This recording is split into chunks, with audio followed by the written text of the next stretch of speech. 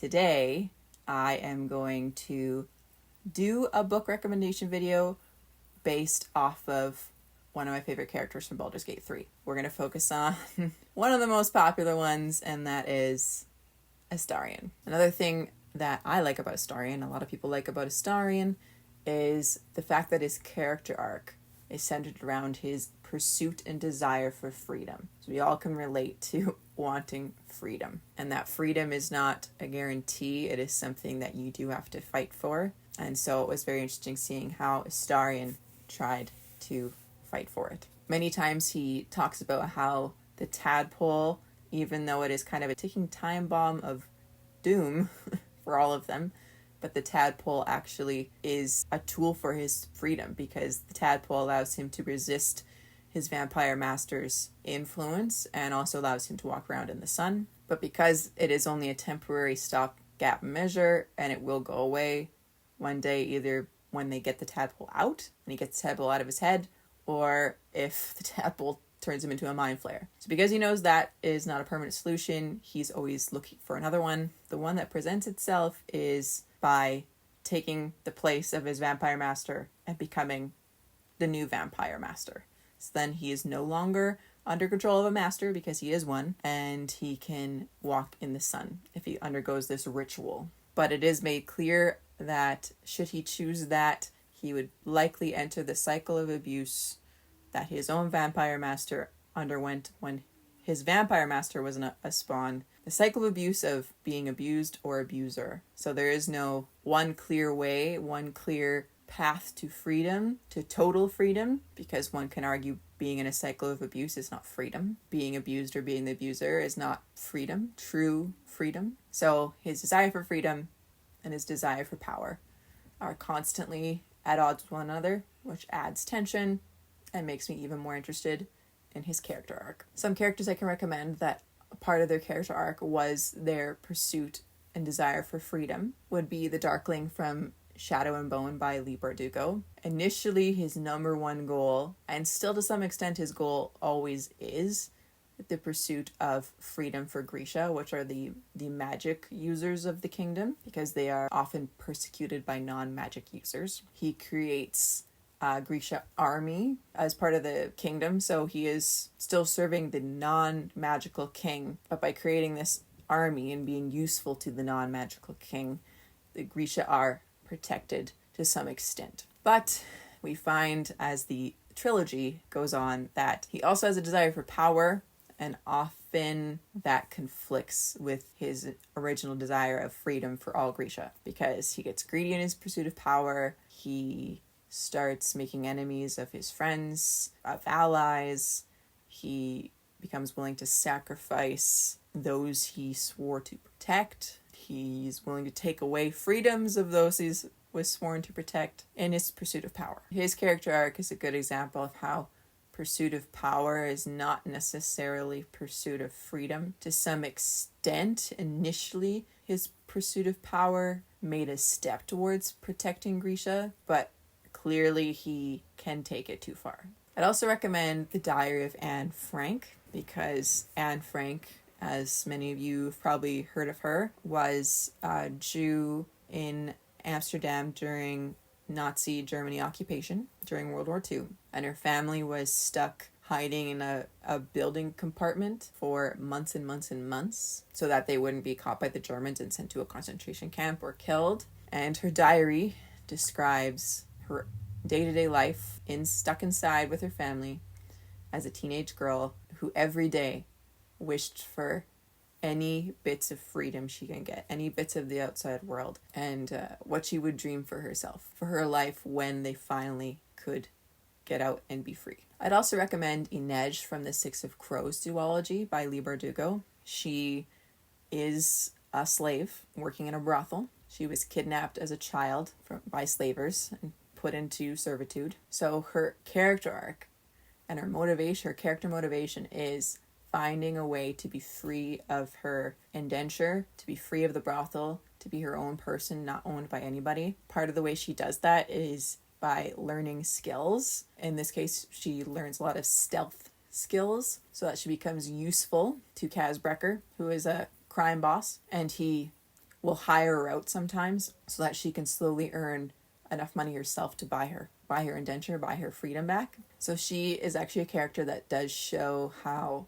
as she gains skills, one can argue she is gaining a bit of power by doing so. Power to change a bit of her circumstances, even if it's not total freedom. Little by little, she is getting closer to total freedom. I'd also recommend two characters from the Hunger Games universe. I'd recommend Lucy Gray Baird from The Ballad of Songbirds and Snakes, and Lenore Dove from The Sunrise on the Reaping by Suzanne Collins. Both of these girls are Covey, and the Covey are people of District 12. They used to be a nomadic group. They never stayed in one spot. They're very, very cultured.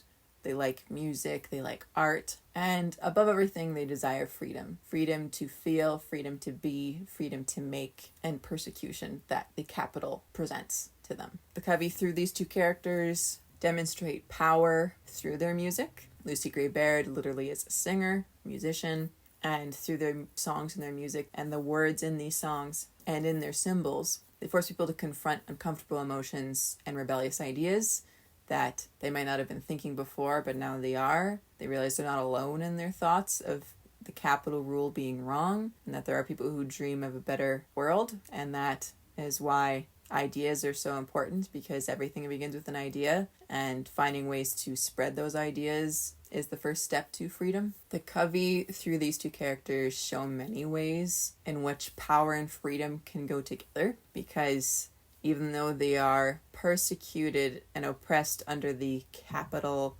rule, I would still say they have power in their how strongly they feel and how strongly they love, how hard they fight to keep expressing themselves, which is strong contrast to the capital, because the capital clearly shows that freedom and power cannot go together, because they literally take away as many freedoms as possible in order to protect their power. As the famous line from Lucy Gray that is also repeated in Sunrise on the Reaping book, nothing you can take is ever worth keeping.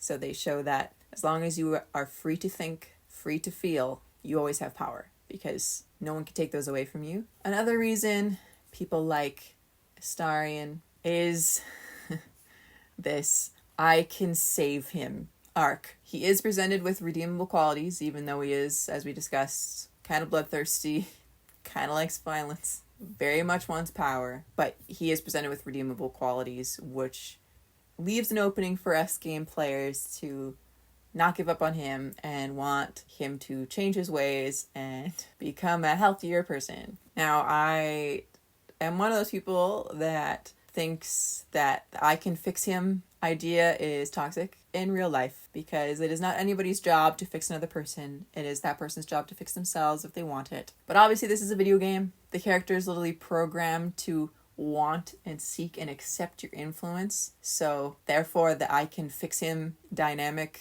idea concept works in this case. And it is rewarding when you can help somebody become healthier and achieve the kind of person they want to be that works better for them. But again, in real life, they have to want that, and they have to be doing the work on their own, not you doing everything for them. But again, it works in this case because it is a game. And so Astarion communicates his traumatic past at various points in the game. We see him show vulnerability, which always makes you feel for them, brings out your empathy. You can know that they trust you enough to be vulnerable. It's an honor. These moments allow you to see beyond his cold exterior he presents to protect himself, and see the hurt behind it, which makes it so you understand why he wants power. And again, makes you want to help him, makes you want to be his rescuer, help him achieve true freedom and not toxic semi-freedom of being a vampire master and just continuing the cycle of abuse. So some characters I can recommend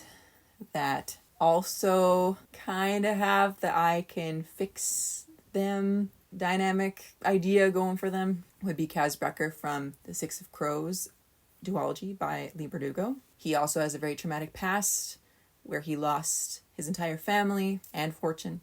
It helps you understand why Kaz Brekker is who he is, why he is working so hard to be a powerful criminal gang boss and why he goes after the people he goes after. It allows you to see that his choices and actions, even if they're a little morally gray, are in pursuit of righting an injustice. And you'll have to read if you want to find out whether or not Kaz is even open enough to accept other characters' influence and help him be redeemed after and while he makes some of the choices he makes as a criminal, thief, underlord, boss guy. I'd also recommend Will Herondale from the Infernal Devices series by Cassandra Clare, one of my favorite series ever. Again, we see that Will has a traumatic childhood where he lost a sibling and blames himself for it and cuts himself off from his family because of it. And this helps you understand why he doesn't let himself get close to others. Makes you root for him to come to terms with his past and want him to confront this curse he thinks he has on himself so that he can finally open himself up to love and connection with other people. And then you will have to read to see if Will has the desire and drive to accept help and support from others so that he can change and heal for himself. And the last one I'm going to recommend is, I'll never not recommend him, and that's Zuko. Whenever it comes to redeeming a character, I can't not talk about Zuko from the Avatar The Last Airbender series, the comic books and the TV show. We see Zuko also having a traumatic childhood where he lost his mother and was exiled by his father. So it makes his pursuit of the Avatar make sense. His anger and sadness and feeling of betrayal makes sense. Easy to empathize with that. Not to the extent that you're okay with him stealing and kidnapping the Avatar, but his situation is understandable. And you'll have to watch the show or read the comics to see if Zuko is willing and open to accepting help as he himself works on fixing himself. Because again, I don't want to read about a character doing all the work to fix another character. I like reading about characters that want to fix themselves and they accept help from others to do so. And the last reason I like Astarion is because he is a stellar rogue and thief.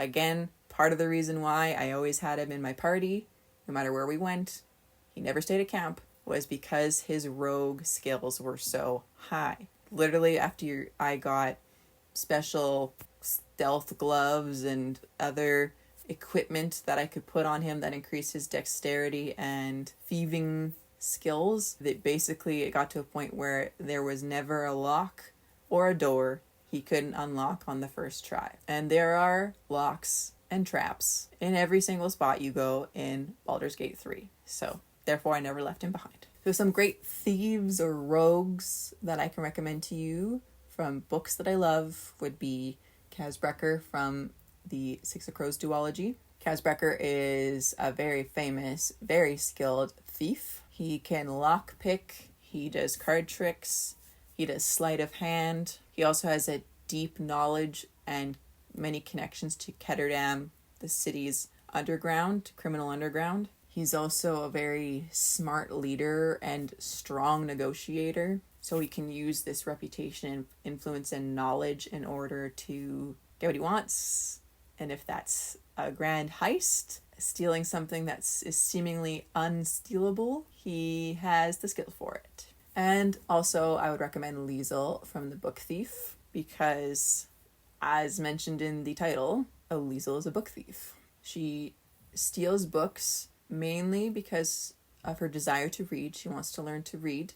There is no topic of a book she will turn down. There's even one book she steals that is about grave digging. But she just appreciates accumulating knowledge. She is good at stealing books just as is, but it's even more impressive because she is stealing books during World War II in Nazi Germany, where burning books is a regular occurrence, and owning them and reading them is a criminal act. So she is thieving books when doing so puts her life at risk. And that's it. Those are all my recommendations of amazing characters that share qualities that I love in Astarion. I want to end the video by asking if any of these books stood out to you. I'm just always curious if by the end of the video there was a recommendation you did take, if there was a character that stood out to you enough that caught your interest. And with that, I'm going to sign off. I'm going to edit this thing and put it up and see if I will make more Baldur's Gate 3 videos, because I love all those characters. And definitely in my second playthrough, I am a Gale stan. Gale is my man, and I think he deserves a recommendation video because my obsession with him knows no bounds. Ta-ta!